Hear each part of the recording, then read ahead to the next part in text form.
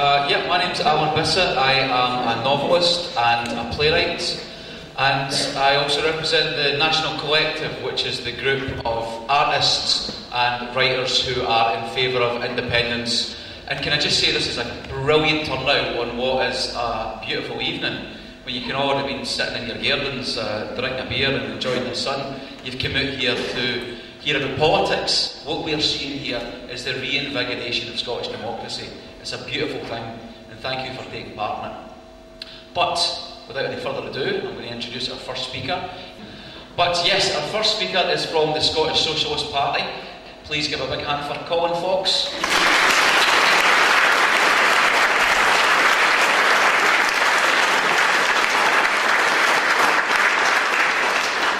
Thank you very much, Alan.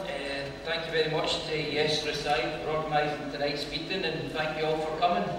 And thank you very much indeed for the caramel wafer and the packet of chewing gum. I never realised there was a fee, so that's fantastic news. That's made my day. Tonight's meeting that you're participating in and that you're part of history is one of hundreds like it happening across the length and breadth of Scotland, organised by Yes Scotland, as we build the biggest grassroots political movement Scotland has seen since the anti-poll tax campaign 25 years ago. Hands up how many people here were involved in that campaign. Fantastic, you should be proud of yourself. And I want to say to you, the Scottish Socialist Party is like you. We're proud to be part of Yes Scotland. We're proud to be one of the founders of this fantastic grassroots campaign. The Scottish Socialist Party is in favour of an independent socialist Scotland, and we have been for the last 17 years, because we're convinced that working class people like us will be better off with independence. That's the essential message I want to put in front of you.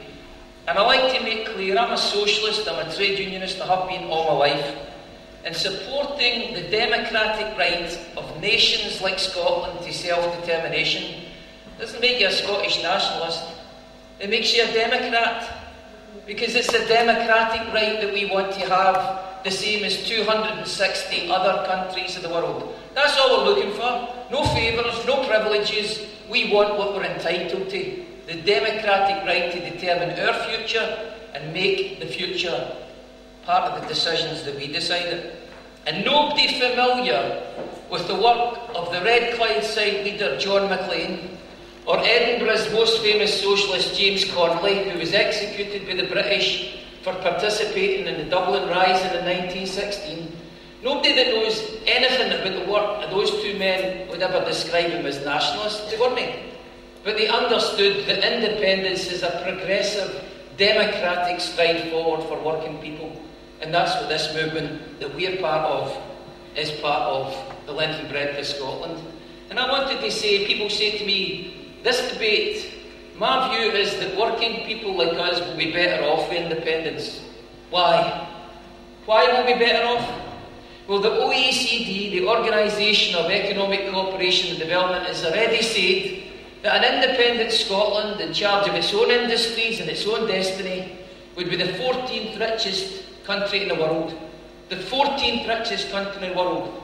Because we would have control of our own oil and gas revenues, we'd have control of our financial service industry, we would have control of our renewable electricity and renewable energy industry that already provides a third of the electricity that we have.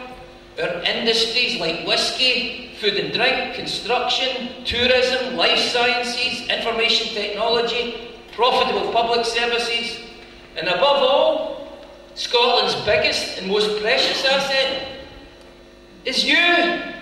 It's the people of Scotland. That's our richest and most precious asset. We've proved over centuries that we're talented, skilled, resourceful, and that we are perfectly capable of running our affairs and running our country if given that opportunity. And for me, it stands to reason as a socialist. If all the income tax that you paid, all the national insurance you paid, all the taxes, all the duties on alcohol, petrol and tobacco, all the VAT, all the capital gains tax, all the corporation tax, if all that wealth and those taxes stayed here in Scotland, instead of being siphoned off by the UK Treasury, it stands to reason we'd be better off. So for me, the issue isn't that Scotland will be a wealthier place independence. The issue is, what do we get to do with that extra wealth? With those massive revenues that are currently taken away from us? And this for me is the kernel of the issue. Because under the Union, Scotland suffers scandalous levels of social problems. Like 1 in 3 children in Glasgow in the 21st century, and potentially the 14th richest country in the world, living in poverty.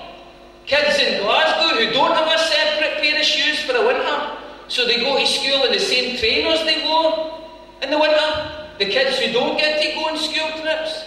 Those social problems, that the child poverty, fuel poverty that affects communities like yours in Rosyth, where a third of the community can no longer afford to pay gas and electric bills because they've doubled in the last 5 years, when our wages have fallen by 17%. We at long last get the chance to address these inequities. Britain is the 4th most unequal state in the world. It means the gap between the very rich and the very poor is the 4th worst in the entire world. And that doesn't happen by accident. That's a direct consequence of the policies that are followed by Westminster. So we've got the opportunity with independence to say, their days are over. First in line when we're independent is the Waynes. First in line is those pensioners who can't afford gas and electric bill. First in line is the people who are having to go to 1,000 food banks across Scotland today to get packets of cornflakes, tins of corned beef, because they can no longer afford to feed themselves. I remember my nana and my grandpa telling me about the soup kitchens of the 1930s. Well, the food banks of the 21st century are the equivalent. And we've got to say, enough is enough. We're not having that anymore. In a rich country where our values are social democratic and socialist, and yet we get lumbered with a right of centre, neoliberal, warmongering government that we didn't want, we didn't vote for, and we're not having anymore. And that's what this debate is about, above everything else. That we get the democratic opportunity to decide the governments and the futures that we want. And I bring you a piece of news. Britain isn't a country. Britain is a political state, is a political union made up of 4 countries. Scotland is a country. We're not a region or a province of anyone else. We're not a region of Britain. We're not a province of Britain. We're not a province of England or a region. We're a nation, and we're entitled to decide our future. And I wanted to say this to you. You see, on Monday, we have 100 days to go. Gordon Brown and others came out with a slogan. First time I've heard this, it's what they call a triple negative, and I have to check my notes because the No campaign said a no vote is not a vote for no change. A no vote is not a vote for no change. I think that's the first time I've heard the triple negative, but actual fact, the No campaign are the equivalent for me. Hands up here who's seen Dad's Army. Dad's Army, I thought so. Few people my age and older. For the kids, you'll have to get it out in Netflix, Netfilms. In Dad's Army, there's this character, isn't there, Private Fraser. Everything happens, we're doomed, Captain Mannering, we're doomed. Gordon Brown is Private Fraser. We're doomed, we're doomed. Our oil's about to run out. Our currency is useless. Our pension will never get paid. We're too wee, we're too poor, and we're too stupid to run our own affairs.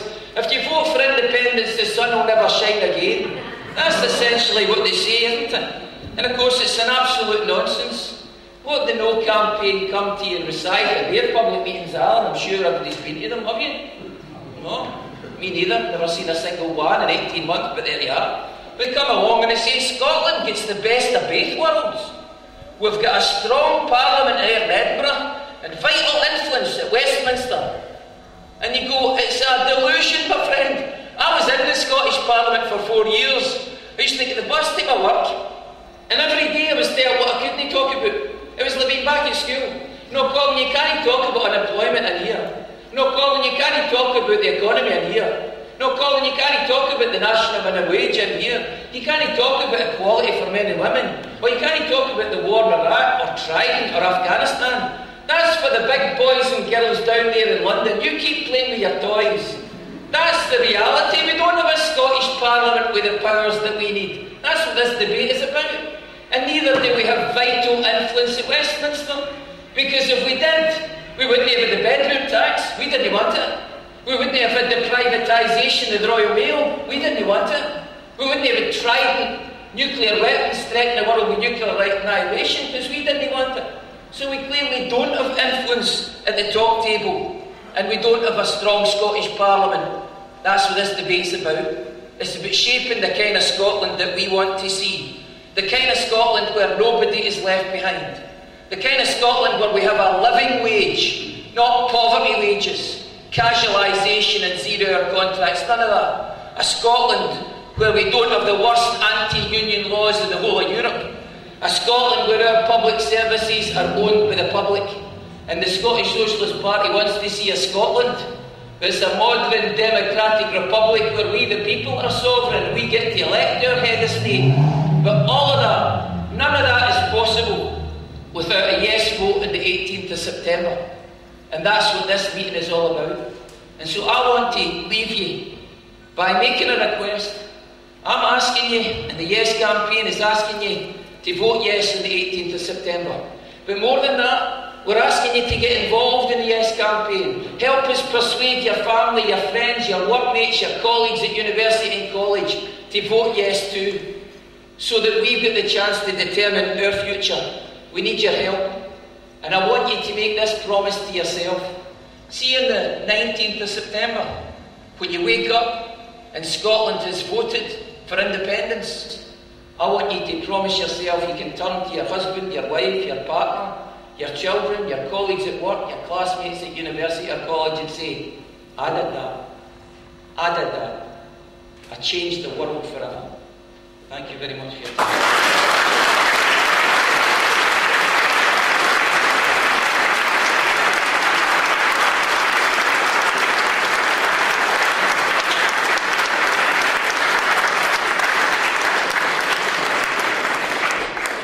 Colin, phoning it in as usual.